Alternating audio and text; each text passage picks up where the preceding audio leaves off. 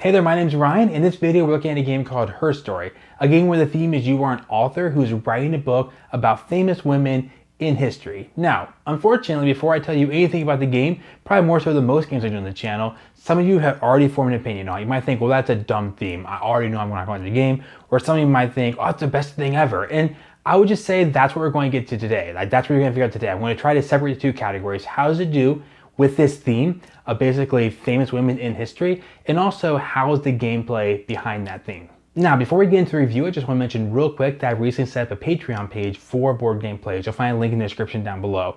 And what I want to make more than anything else is just a really cool community over there where we can talk about board games we love. We can talk about videos that are coming out in the future, like what are you interested in? And even more than that, maybe me asking polls saying, hey, here are some games I'm interested in getting for a review, or games I'm interested in doing a playthrough of. What are you most interested in? Are you most interested in a solo of that or a multiplayer of that? So making a really cool community that's really just focused on how do we kind of connect? How do we get this going? If you're not familiar with Patreon at all, basically the idea is it's a place for you to support creators like me. So basically, I'm sure lots of you know, but if you don't, it's a time-consuming process to get a game, learn it, get it played, set up equipment, film it. Especially playthroughs are really time-consuming with the filming and the editing. Get it edited, get it posted. All that stuff takes a lot of time. I love doing it. I would just love to be able to justify spending even more time doing it, getting more playthroughs out there, getting more reviews out there, getting more games kind of into the mix of things that you'll see played on the channel. So if that's something you're interested in, I don't want to take too much of your time. There's a link down below. I encourage you to click it, check it out. But beyond that, let's get back to the review.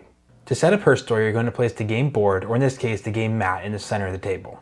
You'll deal out 5 different character cards into the 5 available spots on the mat. Each player will place a token of their color by the main board, and this is how you'll keep track of score. Then you'll deal out 6 random research tokens into the available spots. Each player will take their own player board that has the same color as a token they put by the main mat earlier. On your turn, you can draft 1 research token from the main board and place it into one of the available spots on the right side of your board. Then replace the empty spot with the new token. Then on the other player's turn, they'll grab a token and place it on their board, and of course filling the spot again. Players will go back and forth like this, drafting these research tokens until one of them is able to write a chapter. Here we have one of the character cards up close, Julia Child. In order to write a chapter about Julia Child, the player would have to trade in tokens with 2 reading, 2 thinking, and 2 interviewing. Let's say later on in the game we have this set up here. The pink player would be able to write a chapter about Julia Child, which means place it onto their own board. To do this, they're going to trade in all their available tokens to get to that 2 reading, 2 thinking, and 2 interviewing. So the first chapter of the book is about Julia Child, and that card will stay at the bottom of their board for the rest of the game. You'll then replace that open spot on the board with a new character card. Let's say the blue player wants to write a chapter about Anne Frank, but doesn't yet have the required tokens to do that. You are allowed to reserve up to 2 cards at a time on your board. Reserving a character card does take your entire turn, but as you see here, you get 2 victory points for doing it. On a later turn, if the blue player now has enough research tokens to write the chapter on Anne Frank, they can take their turn, trade in the tokens, and write that chapter now, moving Anne Frank from the reserve area over on the right to actually being in the book. Alright, so like I told you at the beginning, we're going to jump right into the theme. How did HerStory do of handling this theme of celebrating women in history? Now, ironically, before I even tell you what I think about it, is the first 2 women I told about this game. The first one I had set up, handed the cards to her, she was flipping through and it's kind of like, oh, that's cooler. Oh, I don't know that person. Who's that? You can flip at the back of the cards and read about them and see who they are. You can go, oh, well, I don't know this person, right? So she was like really interested in that. Like the pieces look kind of good on the table, just really interested. The second person, the first words were, that's stupid. I hate that. So I got to experience firsthand the dichotomy you're going to experience. If like some people who just had this initial gut reaction against this theme, some people might have an initial reaction of, that's kind of a cool idea, right? So I'm going to tell you, I've played the game, I've experienced it. This is those reactions, just to qualify them, were both before they actually played the game. So I'm going to give my reaction of actually having experienced the game a little more than that. So you could kind of go wrong in 2 ways, right? You could be on this far side over here and be almost like pandering. You could be like, oh, that's so impressive, the women in history, good job, and like almost belittle the accomplishments. Or you can get on the other side and almost lose the game and just be preaching and just like, we're just going to celebrate it so much that you kind of forget that there's even a game going on here, which is fine, but maybe you should have wrote a book about that, right? And not just made a game.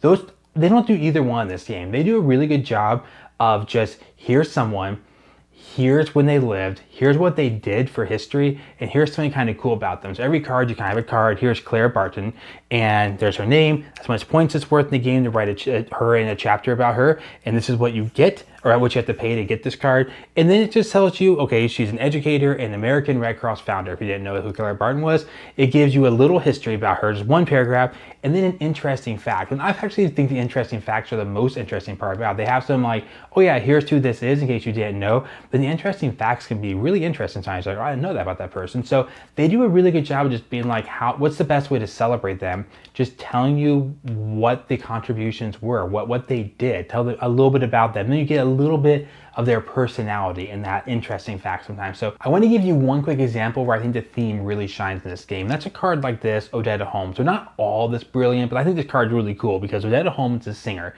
In order to acquire this card and write this chapter in this book, you had to have a lot of the social talking kind of points to trade in because again, she's a singer. It makes sense. That's kind of the mode of communication. But I really like the bonus. At the end of the game, she gets 6 bonus points if no one has more leftover tokens than you, which is fine. Well, if you know Odetta's home life, or if you read the back of the card, her interesting fact is in 2008, Odetta toured, let's see, in 2008, she would have been 78 years old.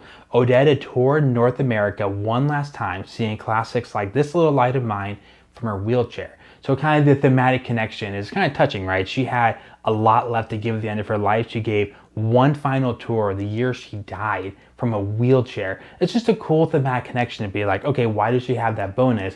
You read the back of the card and you're like, oh, that's just a really cool kind of thematic connection. Not all the cards do that, so don't buy this game expecting every single one. There's like probably over 100 cards in this game. Let's see.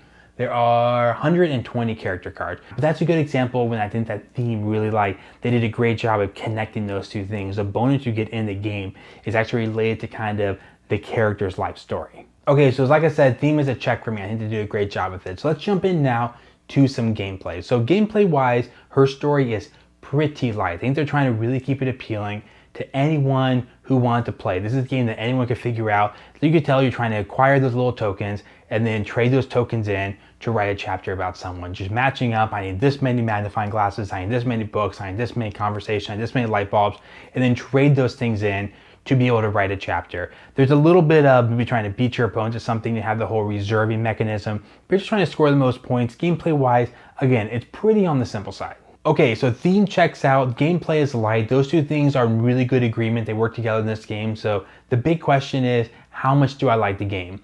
And not that much. It's not really a game I think that's really for me. I think there are groups of people who this game is for, and I'll kind of get into that. So the next few minutes, I'm going to kind of talk about why I personally don't like the game, but also maybe some people who I think would. So the biggest thing for me I don't like about the game is it's a little too straightforward. There's cards out there I want to draft, and I want to get tokens to be able to draft those cards. It's a card drafting game where you're going to be acquiring cards, putting them in front of you, trying to score points, right? I see the tokens I want. There is a little interest with what the other player might be going for, tokens they take, with what cards they take from you. But just for my personal taste, it's a little too just out there. Like, I want to get this token because I want to get that card. If I want to get that card first, I'm going to take it. I'm going to reserve this card by doing that draft space on your board, get a couple points for that. Then hopefully in a future round, get those tokens, match them up, trade them in. I guess it's just a little too straightforward on your turn, get token or trade in tokens to get cards. That's by far the biggest thing I have against the game. It's just a little too simple. It's not so simple that it becomes just like a deal it up and play in 2 seconds kind of game. There's a few rules here, but the rules don't really add a lot of layers of interest in me when I'm playing. I kind of want to engage a little more. I want to feel like I'm being, I guess, challenged a little more in the game, and it's just not to be so straightforward. Now that's me, but I can envision some people liking that about this game, right? It's just maybe someone who wants to teach history or like do some history lessons with their kids, or like a game like this, like we said earlier, is good for as you flip through the cards, you're like, I don't know that person. It just kind of sparks that interest. Someone who's really interested in studying this kind of thing.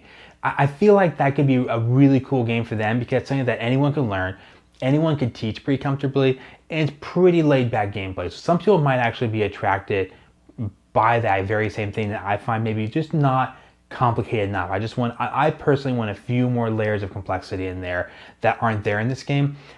Trekking Through History, another pretty light drafting game from the same company. Again, the reason I was kind of interested in this one is I'm like, ooh, I really like that game. I loved it. Maybe this is going to kind of be cool too. That has it's very simple drafting as well, but that has a few things like your time is going to run out. You're trying to get to your itinerary filled up. You have a stopwatch. And if you jump ahead on the stopwatch, fire another player, other players are going to take multiple turns before you go. There's a few more things that kind of make your decisions more interesting rather than just, well, I need 2 magnifying glasses. I will take 2 magnifying glasses. Now, for some of you who are in the board games, me describing this game, I wonder if you had the same thought I did. The first thing that came to my mind was Splendor. When I actually read the rule book, I was like, oh, it's not a Splendor clone. It has its own things it does. But it really reminds me of Splendor in the sense that on your turn, you can acquire buy power, which you do in the game Splendor, or you can trade that buy power in and get a card. And even some of the cards give you things like more books. So in the future, you don't have to spend as many books because you have 2 books right there. So it has a very Splendor feel for me. Splendor isn't my favorite game. Now, people love Splendor. Splendor is wildly popular. It's a game that if I was to look at what the general population likes and then what I like, it's one of the biggest gaps for me personally of what people like and what I like. So if you like Splendor and you're really up for that kind of thing, Splendor has the same problem as HerStory for me. It's just a little too straightforward. I want the blue stuff to buy the blue card. I have a blue gem now. I can now have a discount on that. I should go for this gem here.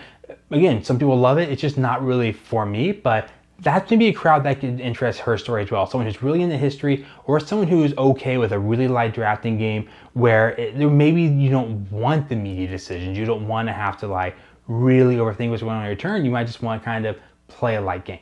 All right, so there are my thoughts on HerStory. I do have a quick question. If you've played a game that does kind of this idea, the trekking through history or HerStory, or a game that basically is very heavily about a historical topic or a topic, but you really like how it still has good gameplay. I'm kind of curious what kind of some of your thoughts are. What are some games that you'd recommend? Because I like this idea. I really like the idea of I love trekking through history. I think this game, even though it's not my favorite gameplay, they do a great job of having it be about history, about historical things, but you can play the game and you can enjoy the game separate from that as well, which I think is cool. History is cool, trekking through history. The events are cool themselves, but you don't always want to be reading paragraphs about history while you're trying to play a game. You might want to play a game or you might want to learn about history. So if you have any thoughts, if you have any games to suggest, I really kind of like this idea. So I'm kind of curious if you have other games out there. There are other games out there that you think do a really good job of this. So anyways, that's all I have for this. Hope you enjoyed the video. Like I said, check out the Patreon page if you want to kind of see more about what's going on over there. Of course, if you want to subscribe to this channel here on YouTube,